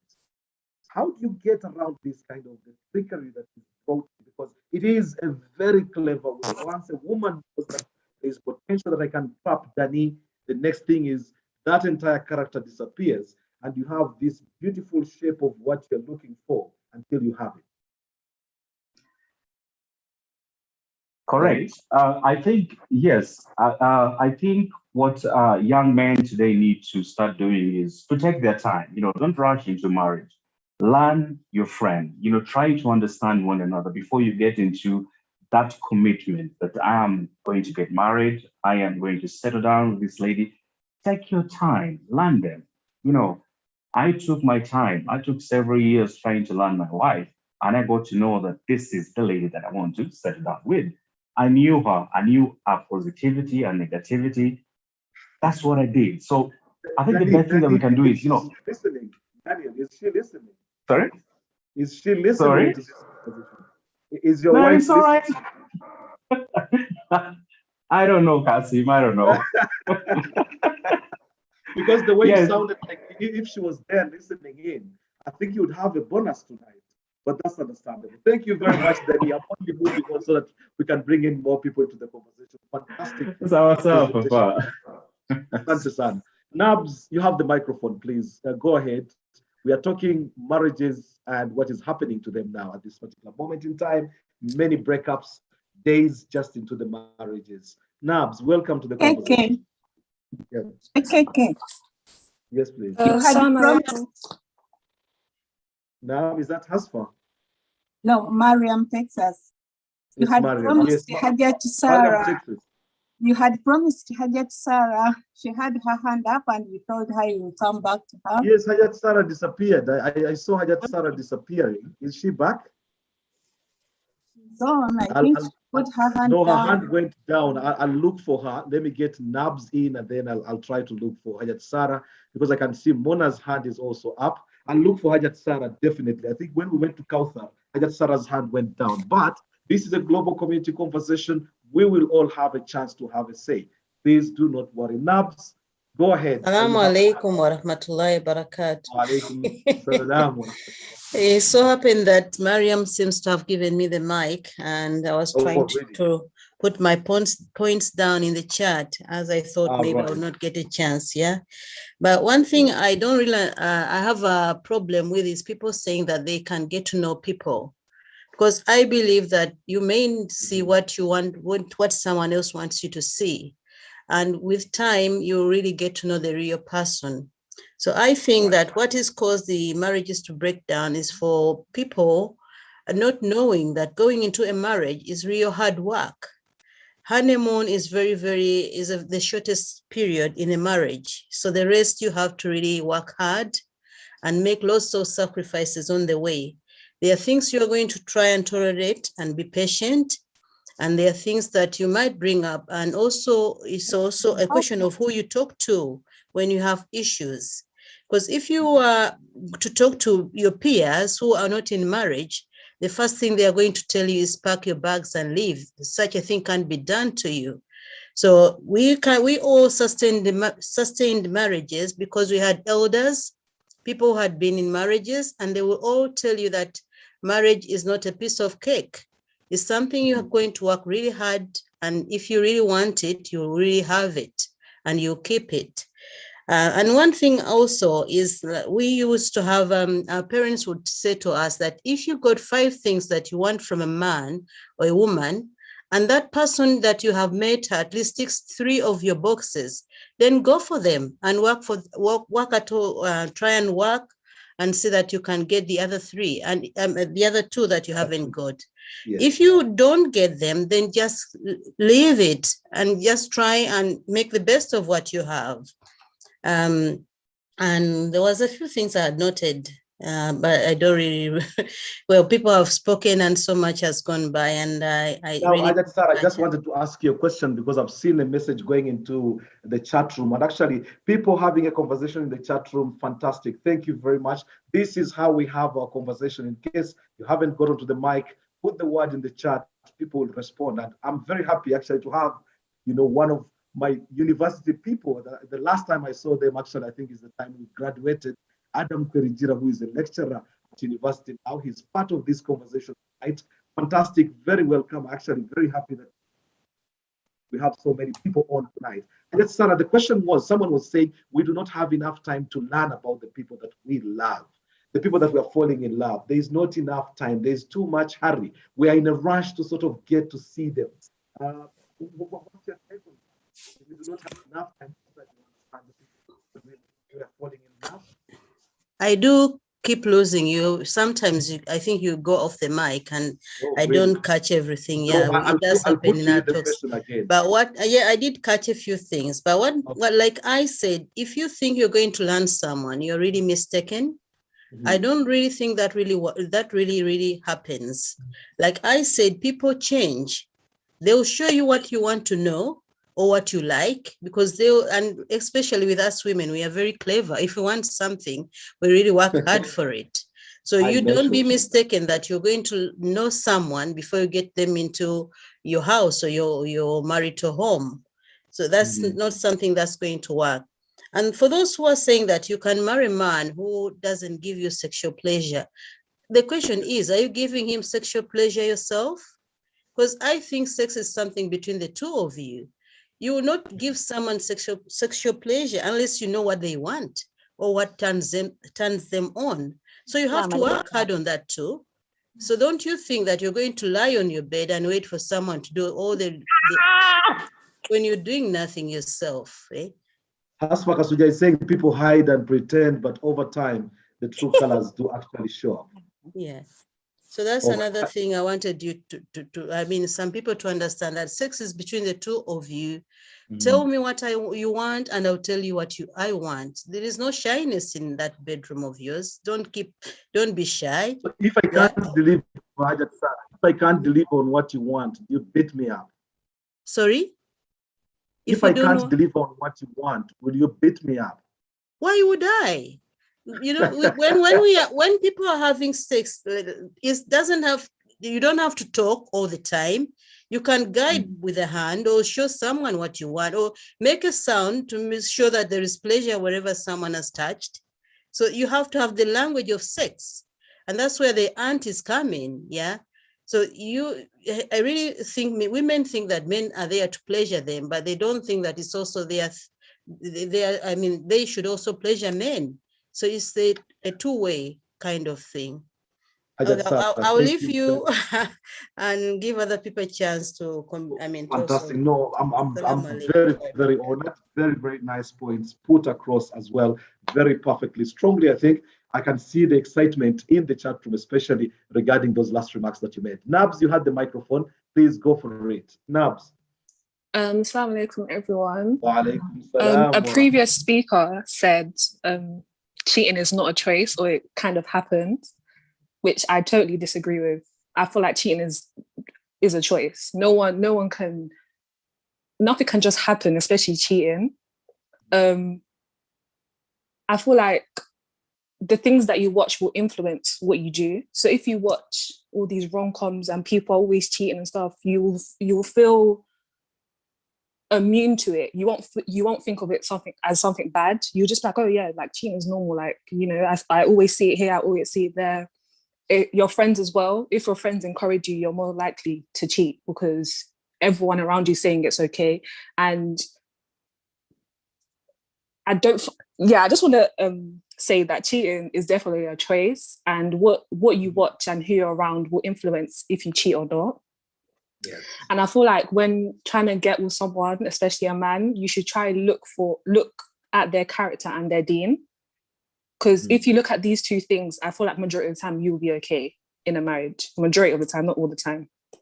And I say this because if you have a lot of deen in you, there's certain things you wouldn't do and certain places you won't be. So the opportunity to be unfaithful or opportunity to disrespect someone is not there if you have true good character and your deen is high. Now, Nabs, one of the things that happens sometimes is because your deen is high, you become shy to express a few things, certain things, because your deen is high, you're now thinking, I'm not being pleasured, I'm not feeling very happy, but because my faith is so strong now, if I express this, probably I'm crossing the line. Couldn't religion get in the way of getting? No, I don't see it as a thing of you being shy. Like, you can be shy around other people, yeah, 100%. But this is your partner, your life partner.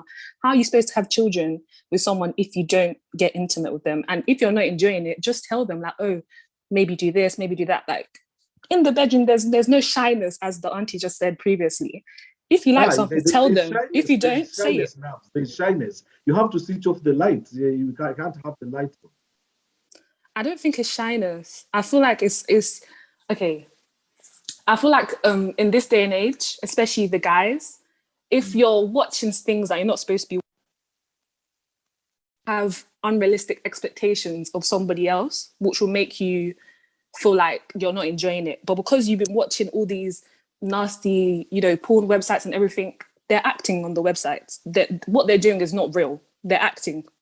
Exactly what I said, they're acting. So obviously you're going to come in the bedroom, you're going to get married thinking, yeah, we're going to do this, we're going to do that, but it's acting. Like, no one would ever think, oh, I can jump off a bridge and survive. But because they did it in the movie, oh, maybe it's true. No, you're having unrealistic expectations for something that doesn't even exist. And I feel like for women as well, sorry?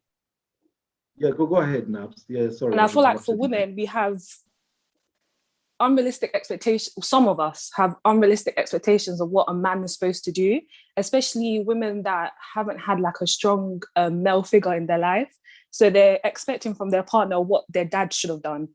And then when they don't fulfill that, they're thinking, oh, I can't be in this marriage. You're not doing this, you're not doing that. But that person's not your father. That person is your husband. There's some things that your husband does and some things that your father does. So I feel like as males, you should definitely invest in your daughters so they know how to love, how to receive love, and they're not seeking it elsewhere, which can be damaging. Because some females that have like daddy issues, they'll be seeking that they're trying to fill up that hole with toxic traits of other people. And once someone sees that you have a flaw, like, if you go to like public school, there's a lot of people coming from all different walks of life. So if someone just sees, oh yeah, she's insecure, she's this, she's that, they're going to come and tell you anything, especially guys that will want something from you. And majority of the time, if someone's not trying to marry you, they're trying to get something else. And once you're in trouble, you become pregnant, they're gone. But when you was talking, they're telling you everything, oh yeah, I want to get married, they're wasting your time, because if they're not asking for your mahram's number, nothing's going to work out. But I feel like you should definitely try to see the person's character, how they are, what household they come from, what kind of friendship groups. That's the major thing for me. What kind of friendship groups that they're in, what they watch, all these different kind of stuff. It's not going to give you it's going to give you an overall understanding how the person's like. Obviously not 100%, but enough for you to marry them, I think, because you're never going to know anyone 100% just by talking to them. Thank you very, very much, Nabs. Fantastic delivery there. Thank you very much, Nabs. I'll go to Rema, I come to Nambaliwa, and then I come to Fahad. I wanted to balance this conversation so that we have man, woman, so that we can get the flavor of it. Rema, your hand has been up. long time, just as Nambalwa and Fahad Kawi. I'm coming to you. Please keep your points short so we can have everybody's ideas coming in. I can only remind you this is Come Let's Talk with me, KASSIM KAYIRA, and it's live on 75W Radio as well as live on Umma Connected. We are on Facebook, we are on YouTube, and we are on Zoom, live and flowing. Chat room is actually burning. I think it just depends on the kind of subjects. People love sex, and when it comes to sex and marriage, then definitely people will get talking. Rehma, you're coming on. Please, what's your take on the conversation so far? Rehma, and then I'll go to Nambalwa Muna and Fahad Kabubi, and then we continue with the conversation. Rehma, you have the mic. Assalamu alaikum wa rahmatullahi wa barakatuh. Wa alaikum salam wa rahmatullah. Is that you in the ghost darkness, or is that it? I think what's happening in this generation is like most Black men, they treat their wives as slaves. Like if you have children, you have to take children to school, go to work, pick them up, do the shopping, cook, clean, and the husband is sitting down there watching TV. Yes. I don't think it's right. You get fed up with him and kick him out. As simple as that. And another thing, I don't think you can learn your wife or your husband. Never. I think that will never happen because you can't learn someone everything. No, I don't think that can happen. And another thing, people do get married for many reasons. Others want shelter, company, money, and all that. If you don't have all that, it's not going to work. And I think that's my point. I have in terms of trying to save marriages, then what would be your advice now to try to save the kind of marriages? My advice is you have to sit down, two of you, and talk about your marriage. I think that can help. All right, fantastic. Thank you very much. Muna and Fahad Kabubi, I've had you on the line waiting for so long, but Mariam from the counseling department is just about to leave us. I seek your indulgence, your permission. Please allow me to bring in Mariam just to make, from what she has had so far, probably tell us, because they are doing something very special, and I like at least not to miss that point before she leaves. Please allow me. Nambalwa Muna and Fahad, I know you've been waiting for so long. Let me bring on Mariam so she can pick the call, and then she can. Thank you very, very much. It's been just a very, very fantastic night. Mariam, who is appearing as Thank you so much, Mr. KASSIM.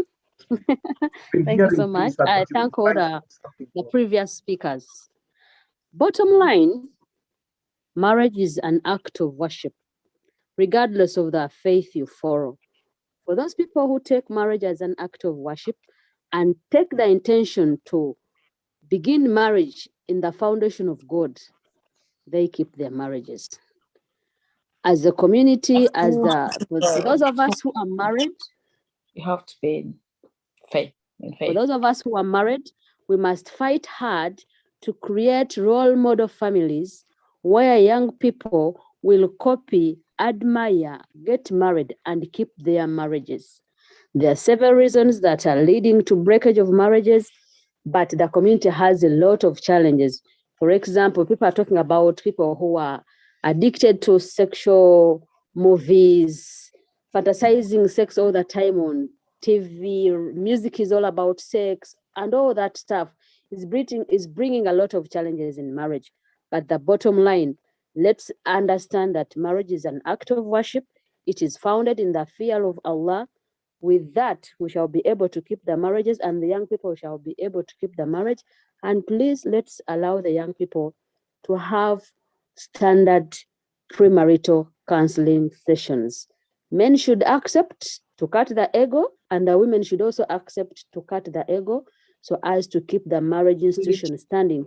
Because we always say that as families grow, so does society. Where families become stable, communities are no more. So we must put in effort to make marriages shine.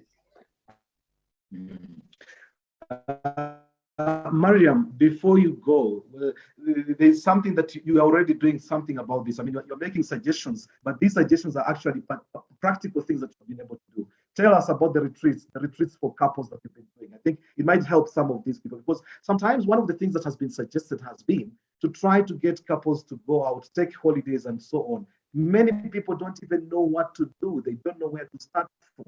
Many of us were brought up in families that were so conservative in an African sense. You know, it's a Haji, it's Hajjat, never had a birthday party.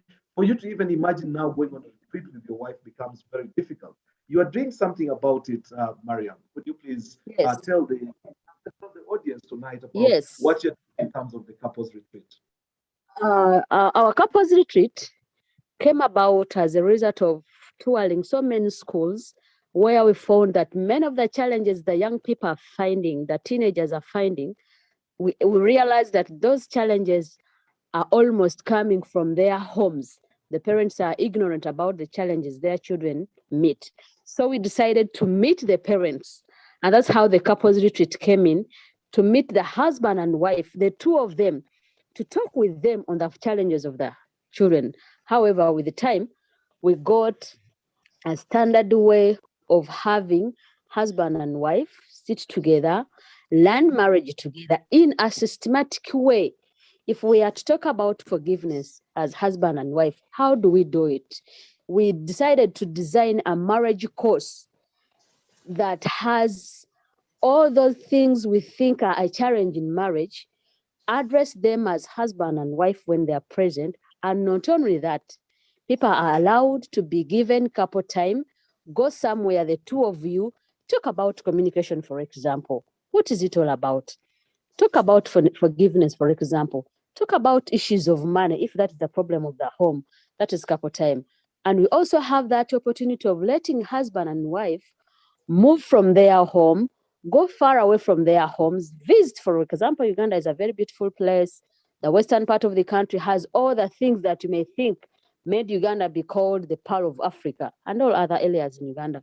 We take these people to go and visit the crater lakes, the animals, such that they de-stress as couples, but also bring back those lost memories, renew their marriage vows, such that they keep this marriage alive, because marriage has to be all the time renewed. Like we always renew our intentions on several things. Human beings are human beings that they always forget. But when you remind them, do people have to they pay? come back Do on people track. have to pay? Mariam, sorry. Do people People have to have pay? got to pay. Yes. Well, People how have got how to does pay. it happen? Give us the modalities. If I wanted to bring my wife onto the couples retreat, what do I do? When do they happen, for example? People begin to book. Our booking has started. There is $630 for gold and $420 for silver. That is for the couple. It involves transport, entrance fees for the various tourist centers we shall visit, the marriage cost that we are going to cover as couples, and the meals. All that is covered on that amount of money.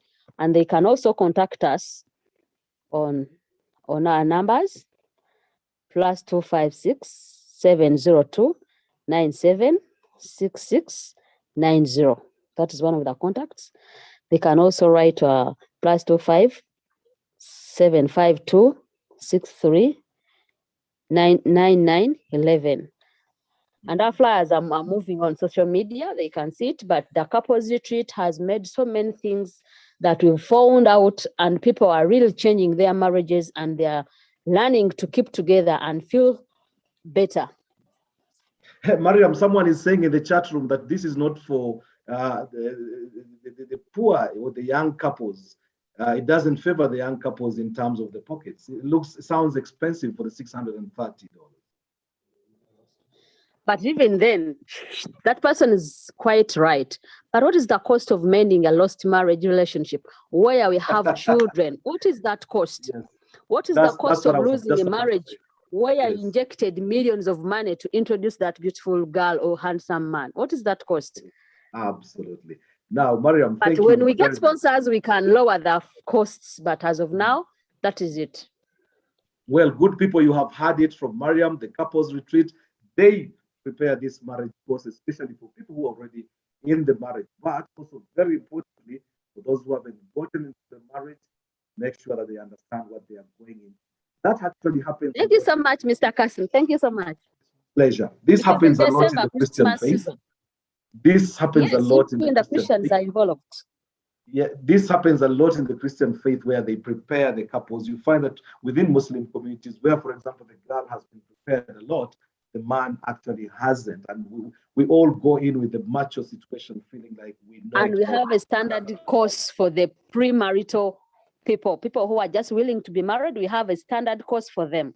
And from that course, they get married. We also introduce them to the marriage course. Thank you very much, Mariam. And well, very fantastic for joining us. I'm sure whoever joined this conversation tonight hasn't left the same way. Just means you can just go out there and work on yourself. Namba Luamuna, you've been waiting for so long. Apologies. Please unmute yourself and let's keep it short and sweet so that we can wrap up. I think we've got 15 minutes to go and we try to bring okay.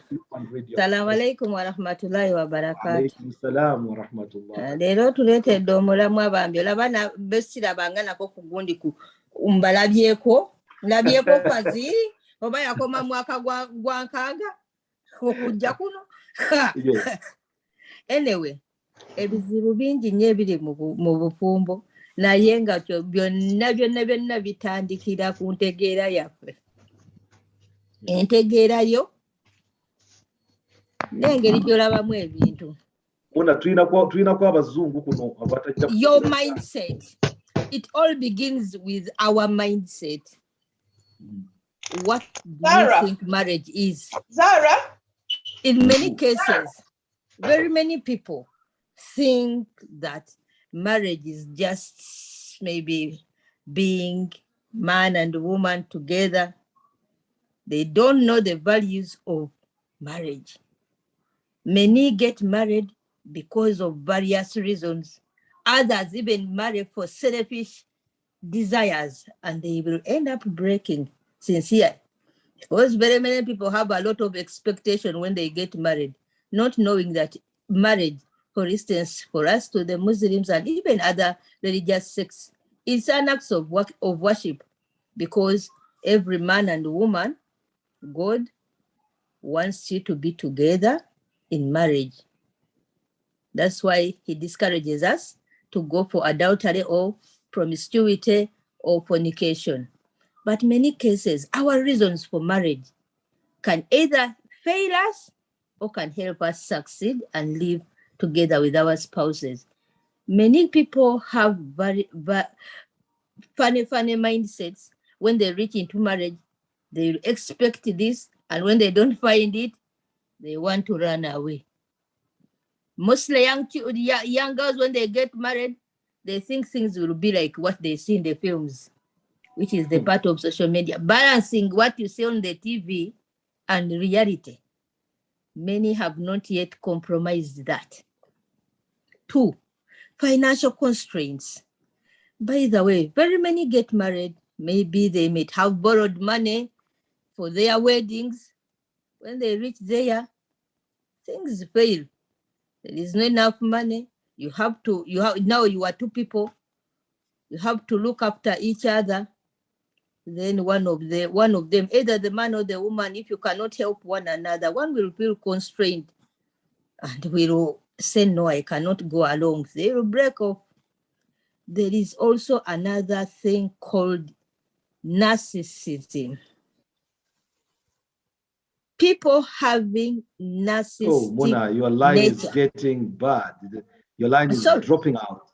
My line is broken out, sorry. I was talking of people having narcissistic nature of behavior due to poor nurturing. There are some people who are toxic.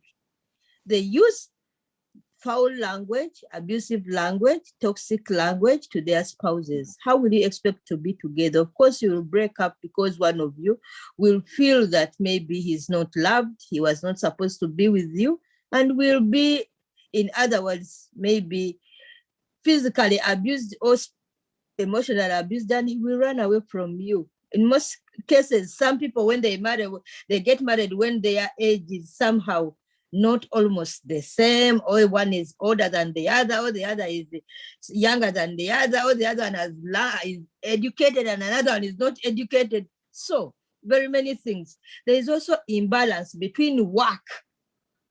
People who are in the corporate world and in marriage. Most cases, if it is a woman, it will affect the man.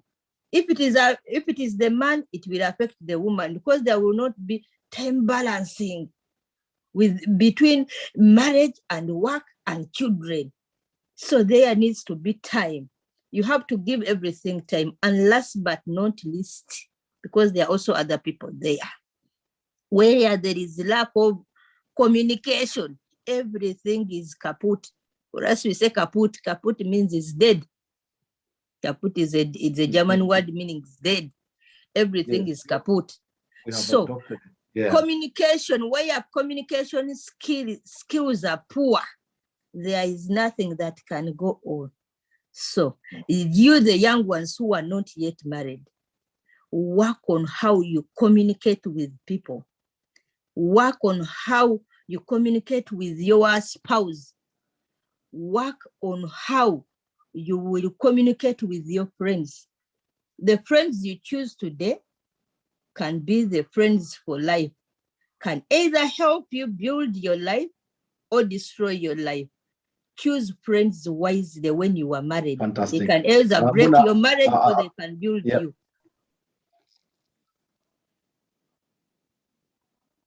You can call other people. Fantastic. Barakallahu fikum, Mona. Thank you very, very much.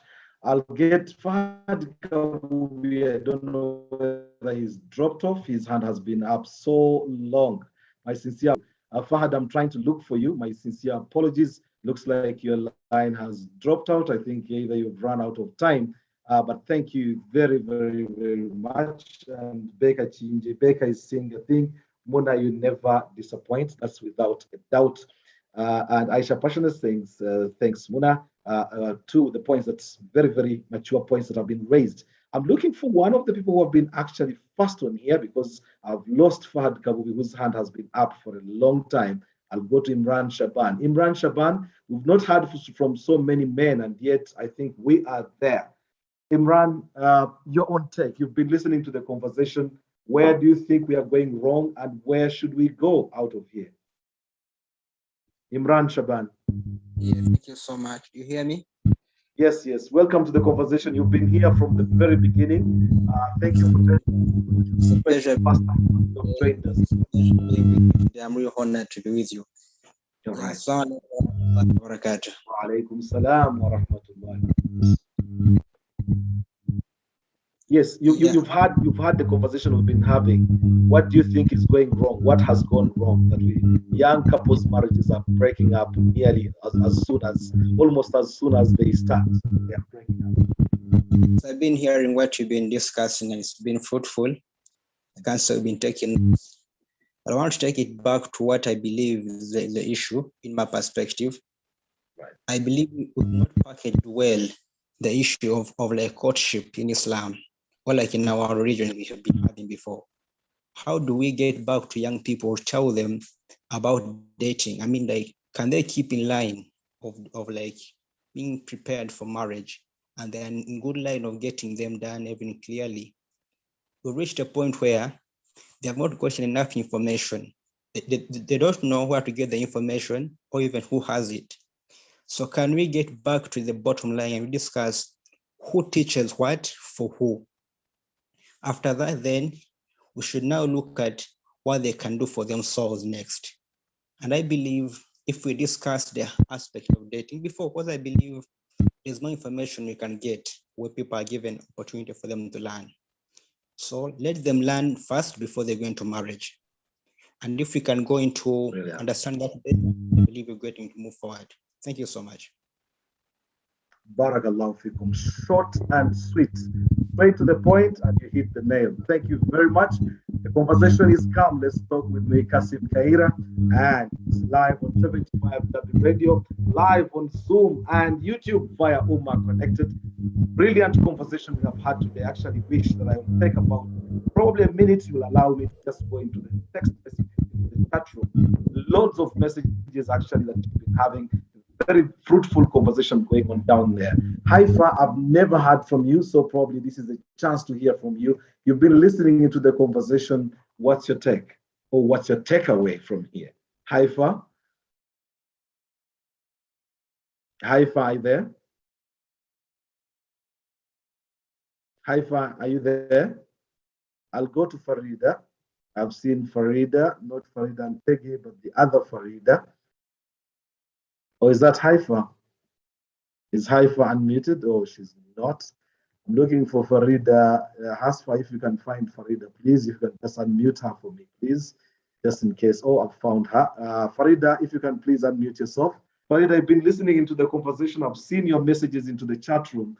Probably your takeaway now, since we are wrapping up. What is your takeaway from this conversation tonight? Hello, Farida. Farida, can you unmute yourself, please?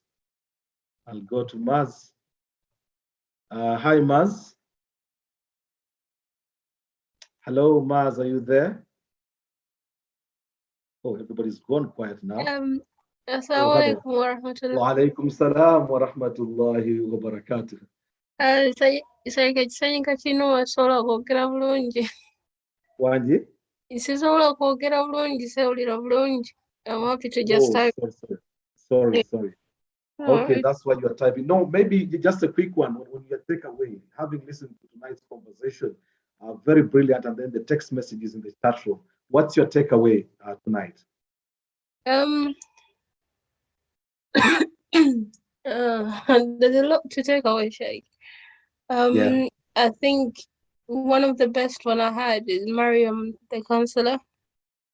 And I know she's in Uganda, because when she was talking, I thought she's here, but she's in Uganda.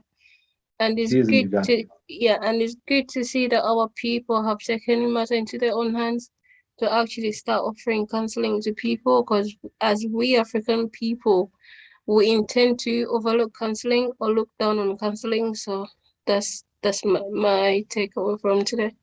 Yeah. Sorry. Brilliant. And actually, I can see that the concept of the idea is coming from Uganda. People are taking matters, well, literally in their own hands to do something about a problem that seems to be really getting big. It is an issue of serious concern by all means, actually. I've seen Amina, is it? Farida, are you there? Farida, do you have a second? Are you able to come on back? I'll try to unmute you again once more. Farida, are you there? Oh, off now. Okay. I think there is so.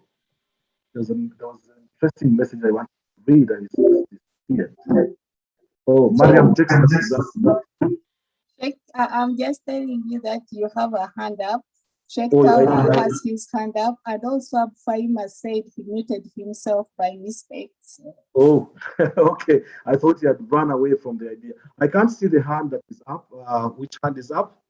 Sheikh Taura. Sheikh Talha. Oh, yes, please. Okay, please unmute him. Unmute him. Go ahead, Sheikh Talha. Have you been having any other fights in the chat room? I had broke my hand. Have you been having fights in the chat room like you do normally? It's not fighting. Yes. No. You understand what I mean. It's the literal, yes, the metaphorical fighting. Yes, your take. Your position tonight. The ladies have been on fire. They brought the issues that I think really touched them. What's your take? What do you think is happening to the marriages today? What's gone wrong? It's much about what goes with the marriage, and some comes with the parents, where the boy or the youth have decided to be together, and the parent on the other side is like, no, I wish my son to get married somewhere else.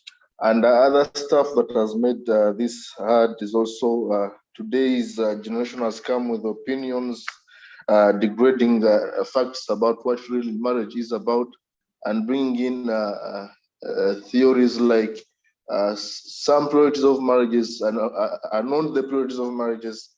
You will find, I've seen someone who has complained to me saying my wife is putting statuses saying marriage It's just marriage is just sex is just part of marriage, and it's not marriage. Things like it's just a by the way.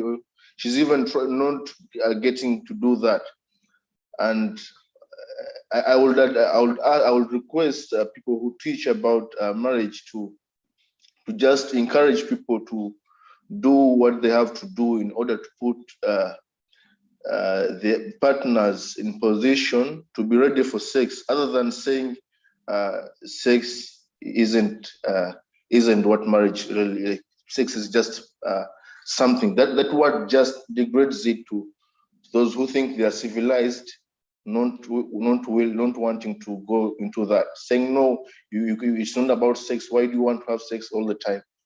No, in fact, it's to me it's the priority. If it's not the all other stuff can miss in marriage, but that can't miss. Someone can be poor. Someone the woman can decide not to cook, can decide to let the house be dirty, can decide to do any other stuff. Because all this other stuff, someone can be replaced for it. I can have a maid. So if it is conversation, I can talk to someone else. If it's about anything, but if you tell me it's about kids, then kids come after sex. Right, Talha, I'll just because of the time, I'm just worried I'll just get on you. But somebody's saying to you in the chat room, Talha, you just need 4 wives. The urge or whatever that is, you need 4 wives for you to be harnessed and taken into control, domesticated for that one. Galaxy Note 10, you have the microphone. Talha, thank you very, very much. I'm just wrapping up now because otherwise Ismail in the technical department will get on my head. Galaxy Note 10, you have the probably the last word. Okay, this is Catherine. I'm the Galaxy Note 10, but I just wanted hi, Catherine. Welcome once more. And I've been listening to the whole conversation, and I just wanted to appreciate the fact that people are bringing up this, this topic, because, like you said, it's affecting a lot of young people. One thing I realized that it's families, when it comes to marriages nowadays, people have forgotten that when you're getting married, it's a family thing. It's not just 2 people getting married. It's 2 families merging, but then you get 2 young people getting to know what, deciding they want to get married, but there is no more consultation of families, like parents or other people in the family. So by the time this marriage happens, the parent doesn't know about the other family. Let's assume the other family, one of the partners comes from a family of, let's say, witches, night dances and all that. You don't know that. So now this happens, the 2 are now married. The union is there. How is the family going to be involved with these 2 couples, not knowing where the other person has come? And I know this has broken a lot of homes, not only homes of the couple, but just as families. So my take about this is, we have to teach our young people again. I know a lot of people are talking about 40s. Of course, 40s is young. I still call that young. We have to teach the young people that they have to learn how to communicate with their immediate families. Family, like in the past, the family would go and investigate and find out about the other family, where the other family finds out about the other family. By the time these 2 unite and agree to get married, the families know each other and they're willing to support these people in their marriage. Because it's not, like I said, it's not just 2 people, it's just 2 families that are becoming one family, because it's now a big family. It's now becoming an extended family between the man's side and the wife's side. So again, that's my take about it. And I appreciate you bringing this topic. I think it's very, very important to do it. To continue talking about marriages and see how we can have them last longer.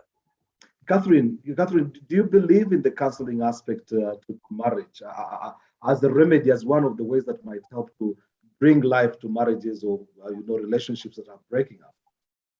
Definitely, I do believe in counseling. I do believe in counseling. I'll give an example. Personally, I'm divorced, but before my divorce, the first thing I asked my ex-husband was, should we go for counseling? Because I actually knew people who work in marriage counseling. I knew that it does work, because I knew they had worked with people that I knew, because it's mutual. Like if you all agree to go for it, it's something that you could work, you can work together, because there could be something that you both don't understand is affecting your marriage. So sitting down with somebody who's not going to judge you in that aspect, I think it benefits both. So it helps to open up and, On the other side, if the problem is with me, if I get, no, this is the problem, this is what's going on with me, then I can work on that.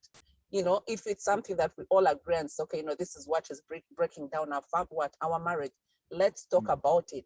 Let's find solutions, but let's have somebody who's going to help us deal with what? With this. And yes, I do believe in counseling, and I do believe it does work.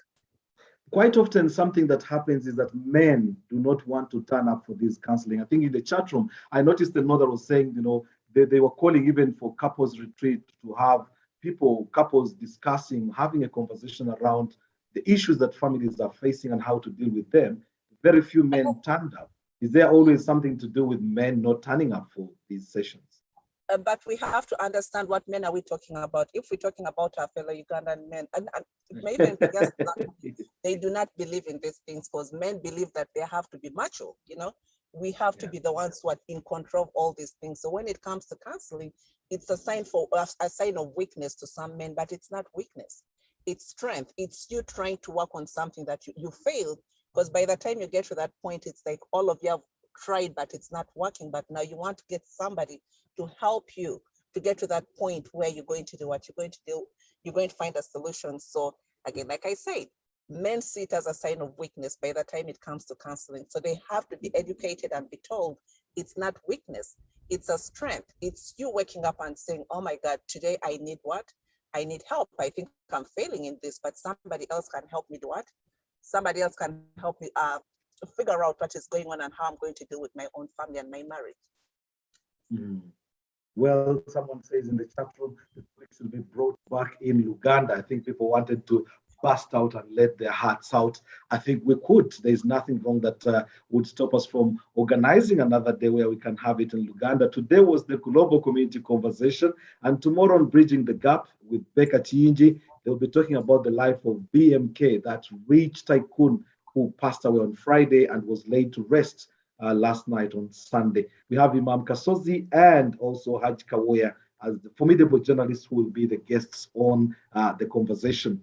Two people that will wrap up this particular program, one of them being definitely my wife.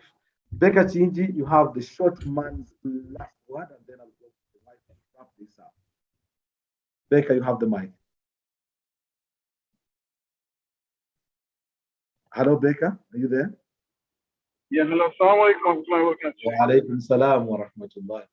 Mine's going to be a quick one. Thank you very much for the wonderful program. It's been amazing. And I think this generation, but tuyombela ku status, umchala wanafunyiza ngotega ku status ngokufa. Nenga kutizang status ngakuba. So I think counseling, being that the lady that was on earlier, she's from Uganda. So I think maybe we should also bring the counseling online. We bring it on basically whereby we can have the Zoom session one-to-one, for example, with the counselor and a couple. Even if your marriage is going well, it's good to sit down with the counselor and just see how things are going, whether it's going good or bad. It's always nice to sit down with the counselor. So I think if you can, I think we should get her number. Then maybe any couples out there that are willing to receive help, they should go online and sit down with her and also have a chat to see how they can improve on their marriage. That way we can actually, definitely have better relationships for the young people.